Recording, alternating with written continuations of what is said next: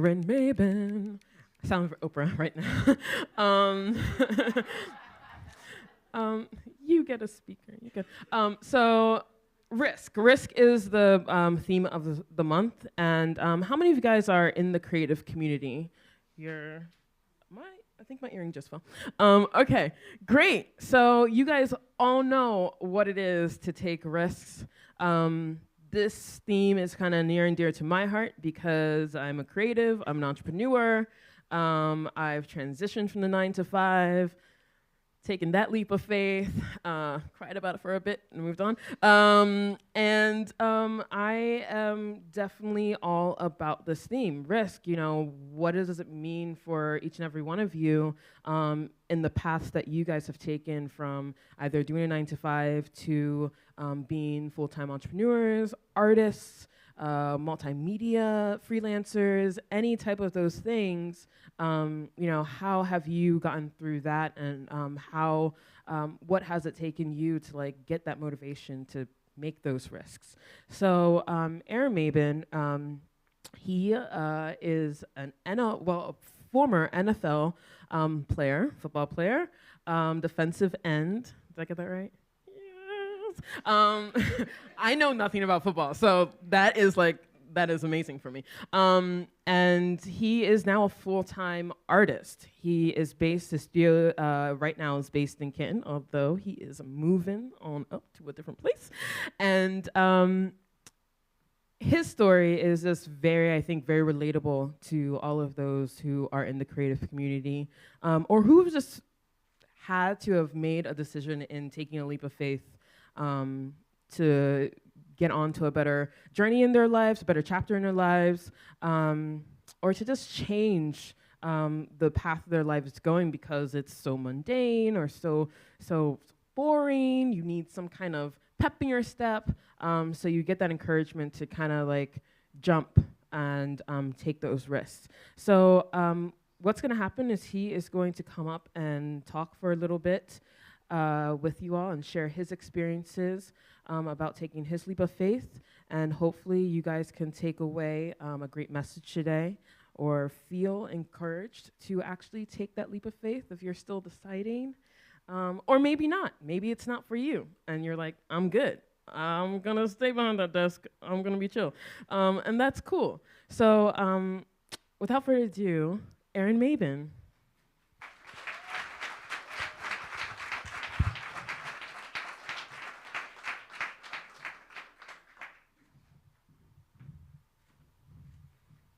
Morning, everybody. Everybody can hear me, right? I don't have to go out of my way to get into the mic. All right, well, let's just get right to it. Risk. A situation involving exposure to danger. Exposing someone or something valued to danger, harm, or loss. A person or thing regarded as a threat or likely source of danger. The possibility of financial loss. When Olivia first approached me about doing this talk this morning, I actually, first time in a little bit, I was actually a little bit nervous. Not necessarily because of the fact that really essentially I thought I was going to be in a room full of strangers, or the fact that I only had about 20 minutes to get out my whole synopsis of what I felt like risk means. But I felt a little bit nervous just because of the fact of when you're talking about risk, there's no way that you can talk about risk, there's no way that you can talk about risk taking without discussing and being open about two things: fear and vulnerability. As a man, as a black man, as a human being, that's something that even I myself struggle with. The idea of being vulnerable. I'm definitely no stranger to this topic. Risk has played a defining role in my life and identity for most of my lifetime. In a way, I myself am an embodiment of all that I think it represents. So when I look at every single level of my career, risk has always played a significant factor. As an athlete, everything is about assessing risk. assessing a value system to somebody and assessing how much value they feel like you're worth based on that assessment of how much risk you are. When you think about my artwork and the things that I try to do with some of the platforms that I have, that itself can be risky. When you think about the transition of going from a job of security, a job of lucrative paychecks, a job of fanfare and some kind of pseudo version of fame, all of this is all tied into risk. But when you talk about all of this stuff, it all still ties back to fear and vulnerability. To master risk, we have to first learn how to master fear. This is difficult for most of us to talk about openly, myself included, because that requires us to be vulnerable. Another topic entirely, but to keep it short and simple, most of us at some point in our lives struggle with the idea of vulnerability and how others perceive us in that context. But for the sake of examining my relationship with risk thoroughly, I'm going to peel back a few of those layers and try to be as real as possible with you all. When I was a kid, I was a hard rebel. I openly and belligerently resented the idea of accepting fear and vulnerability more than anybody that I knew. I was risen to view fear as weakness, never to allow myself to be seen or viewed as weak by anybody. To me, risk was seen as an opportunity to prove my fearlessness. I come from a family of overtly macho alpha males and alpha females that themselves could run a pack of lions off the Serengeti. I was taught to block out the idea of fear at a young age, to not just question, but to completely deny its existence altogether. Fear and vulnerability were words that were entirely erased from my vocabulary, the language of the weak, the unknown, and forgotten. Because history only remembers the strong, of course, the fearless, the unconquerable.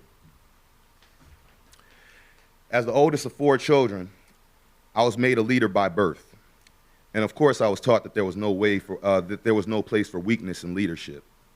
All of my siblings had to see my hardened exterior shell so that they would know that being a weak link in the chain was not an option. As an athlete, I trained to hone my body into a weapon, a deadly tool of controlled violence and channeled aggression, absent the ability to grasp the concept of fear, replacing it with a false and empty sense of overhyped masculinity, convincing myself daily that I was indeed the fictitious portrait of myself that I was creating. And I don't think that I'm alone in that vein. I think that most African-American males have to deal with this at some point.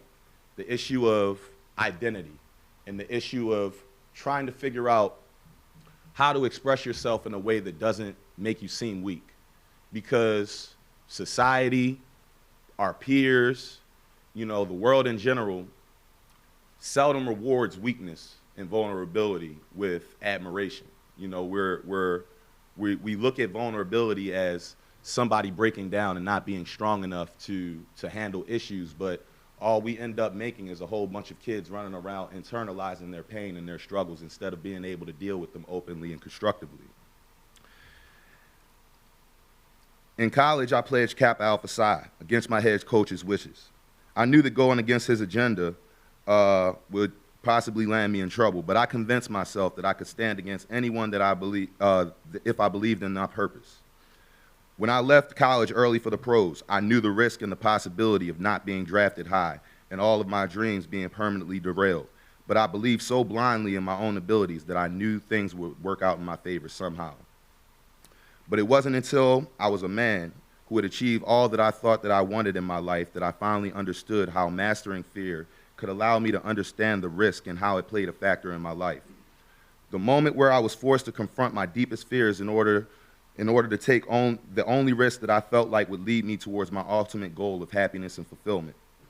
This was the day that I ultimately decided to end my career and walk away from the NFL to pursue my current endeavors as an artist, activist, writer, community organizer in my hometown of Baltimore and across the country. It was really an awkward morning altogether. I was in my home downtown in Canton. The Cincinnati Bengals had just released me before the start of the season, and I was supposed to be boarding a plane soon to go and visit with one of several other possible teams to get a contract signed before the start of this upcoming season. I woke up in my bed, turned over, and looked at my son. He was already awake and ready to play, as he always is. I thought about the idea of being away from him and my daughter for another long season, all the time that I would miss as a father. I thought about being away from my art for so long. I thought about the long season that would lie ahead of me, convincing yet another organization and another franchise that I was worth a solid investment for their organization. As much as I love the game of football, I realized that what I really desired was no longer on the field. But while my heart was pulling me towards taking one of the biggest risks I've ever taken in my life, all that fear that I had managed to block out for all these years of my life came rushing back on me like a flood. The fear of what people would say and think about me. The fear of the judgment of my friends and family. The fear of the unknown factors of entering into a new chapter of life. The fears and doubts, the what ifs, they took over my consciousness and shocked me and rocked me to my core. What if this is the wrong decision? What if I'm supposed to keep playing? What if my paintings don't sell? What if I run out of money trying to achieve this dream that I have? I had always planned on transitioning to a career as an artist after my time in the NFL came to an end, but I didn't expect that transition to come so rapidly and abruptly. So when the reality of what a transition like that would be like for me and my family set in, all those fears and doubts were really real for me. And I think that that's something that most people don't really get a chance to understand and take into context. Most players, NFL and NBA, a few years after their career, are broke. Most of them are dealing with a lot of deep-seated issues that they've always been taught to internalize and never really deal with. When you look at the issues that are now being brought to the fold with CTE in the NFL and different things that are happening in the NBA and every sport, you see that we've kind of hardened ourselves to the point where we can't be people anymore, where we can't be real with our feelings, where we can't expose those fears that we do have. When in actuality, those are supposed to be tools that we allow ourselves to use. Like, if you take us all the way back to the beginning of civilization, fear was a tool that kept us alive. You know, fear lets you know that your body, your person, your family was in some kind of mortal danger, that you possibly faced some kind of harm. Now, because we've gotten to the point where we don't feel like fear and vulnerability are things that we can actually be open and honest about, we tend to try to put them out of sight, out of mind. And that, in turn, cripples us. Because to be afraid of fear, to be so crippled by the fear of the unknown that you refuse to take a risk, you end up missing out on a lot of what your life's lessons might end up being. I knew that I always planned on transitioning at some point into art when my career in the NFL came to an end. But I didn't expect that transition to come so rapidly. So, knowing as a father, as a son, as a brother, and community figure that I'll have to find a way to make sure that I was able to continue providing for my responsibilities and commitments, the same as I could as an athlete. Still, the darkness and the doubt and fractured ego loomed over me like a boulder, suspended in the air over my head, ready to crush me at any moment. Thoughts of how my athletic career would be remembered, how I would be judged, wondering if I would be thought about as a quitter, if all of the naysayers and the critics were right, and I wasn't as great as they had been, as had been advertised. How would I be remembered after dedicating over 15 years of my life to a sport, to this game? Is this game all I really know? Is this my only contribution to the world? And how can I leave this chapter unfinished if it is? After this new sensation of fear had worn off a little bit, I finally got clarity in the form of a realization that I had with myself. I thought about my career as an athlete. I thought about all of my accolades and accomplishments, all of my awards and every trophy and certificate that I had ever won. And I thought about my legacy. How when one day, when I'm dead and gone, people would remember me at this point in my life for those useless chunks of metal in my trophy case and those big plaques of flattering words and hollow accomplishments all over a kid's game. Then I thought about my life as an artist. I thought about using my artwork to spark the social change and positively influence the Black cultural narrative. I thought about what it would be like to be able to see my kids whenever I wanted, to cook dinner for them at night and watch cartoons on Saturday mornings over cereal. to pop up on them at school when they've been acting up, to do more writing, to do more art, to do more community work. Ultimately, I regained a sense of calm in the knowledge that the things that I now desired far outweighed the significance and the influence of my reach as an athlete. I realized that my role as a father, my role as an artist, my role as a community organizer, my role as an activist was much more important than any of my accomplishments on the sports field. And it was for those efforts, not my athletic efforts, that I wish to be remembered as someone who spent his life fighting for change. I had a new motivation now in life. For the past 3 years now, I've been traveling the world, showcasing my artwork, publishing articles and essays, lecturing at colleges, rallies, and events like this one with you fine people.